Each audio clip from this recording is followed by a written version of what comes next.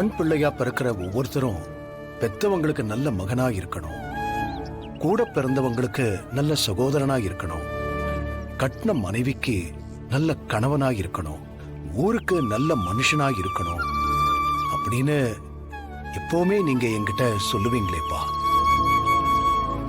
ஆனா இன்னைக்கு அது எதையுமே கடைபிடிக்க முடியாம அது எதுக்கும் தகுதியில்லாத ஒரு ஆளா நான் இங்க வந்து நிக்கிறேன்ப்பா. இதுக்கெல்லாம் காரணம் நீங்க என்கிட்ட வாங்கின சத்தியம்தான். சத்தியமா? பஞ்சாயத்துல எனக்கு எதிரா புவனா பிராது கொடுத்திருக்கா. அவ கொடுத்த பிராதுக்கு என்னால பதில் சொல்ல முடியாம போனதுக்கு காரணம் உங்களுக்கும் எனக்கு மட்டும்தான் தெரியும். நம்ம குடும்பத்துல இருக்கிற எல்லாரும் என்ன பேச வைக்கிறதுக்கு எப்படி எப்படியோ முயற்சி பண்ணிக்கிட்டு இருக்காங்க. ஆனா இந்த விஷயத்துல கடைசி வரைக்கும் என்னோட பதில் மௌனம் மட்டும்தான். காரணம், ஒரு மகனா நான் உங்களுக்கு பண்ணி கொடுத்த சத்தியம். அந்த சத்தியத்தை மீறி நான் ஒரு நாளும் நடக்க மாட்டேன்பா. அவருக்கு ரகுராம் என்ன சத்தியம் பண்ணி கொடுத்திருப்பான்? பஞ்சாயத்துல என் தரப்பு விளக்கத்தை நான் சொல்ல போறதில்ல. தீர்ப்பு நமக்கு எதிராதான் வரும். தீர்ப்பு வந்ததுக்கு அப்புறம் நம்ம குடும்பத்துல யார் முகத்தையும் பார்க்கிற தைரியமோ, அவங்க வருத்தத்துக்கு ஆறுதல் சொல்ற மனசோ எனக்கு இல்லப்பா. நான் உங்களுக்கு கொடுத்த சத்தியத்தை காப்பாத்திட்டேன் அப்படிங்கிற மன நிம்மதியோட நான் இந்த ஊரை விட்டு போறேன்பா. என்ன நடந்தாலும் உங்களுக்கு பண்ணி கொடுத்த சத்தியத்தை நான் மீற மாட்டேன், காப்பாத்துவேன். பஞ்சாயத்துல நான் மௌனமாவே இருப்பேன்பா.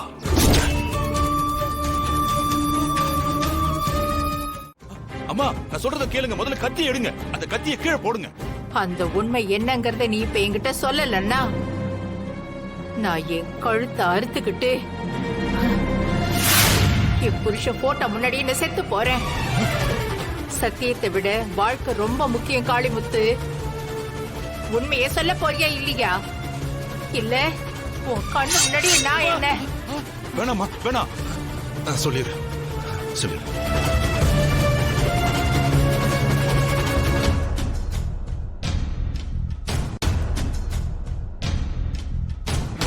ஐயா, என்ன மன்னிச்சிருங்க ஐயா.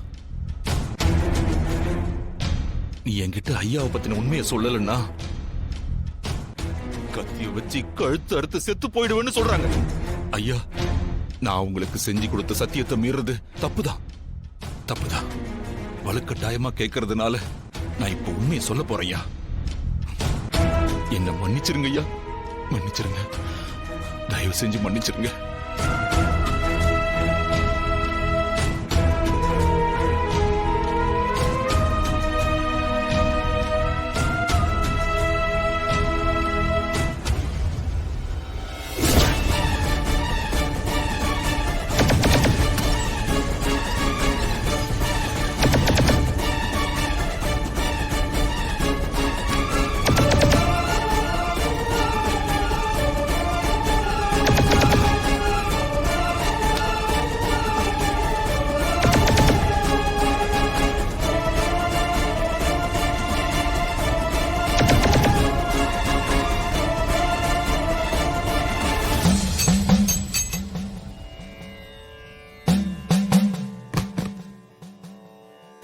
இதை யார்கிட்டயும் சொல்லக்கூடாதுங்கிறது தான் ஐயா என்கிட்ட வாங்கின சத்தியம். என்ன மன்னிச்சிருங்க.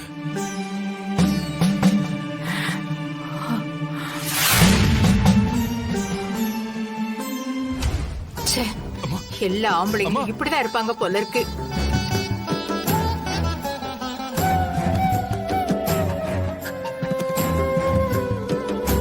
ஐயா, என்ன மன்னிச்சிருங்க ஐயா.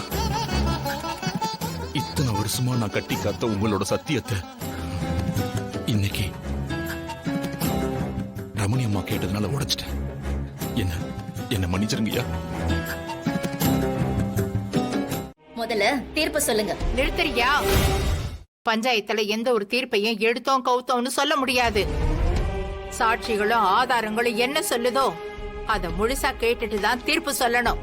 அதனால நீ கொஞ்சம் அமைதியா இரு. அம்மா, நீங்க எது சொல்றதா இருந்தாலும் சொல்லுங்க.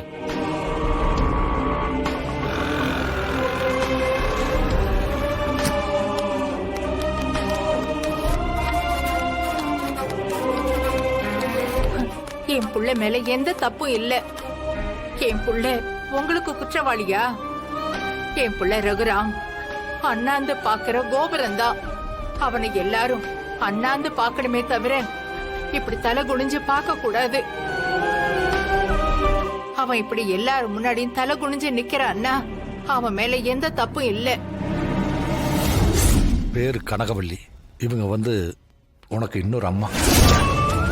பத்மாவை நீ எப்படி பாத்துக்குறியோ அதே மாதிரி இந்த தங்கை சிவரஞ்சனியையும் நீ பாத்துக்கணுப்பா.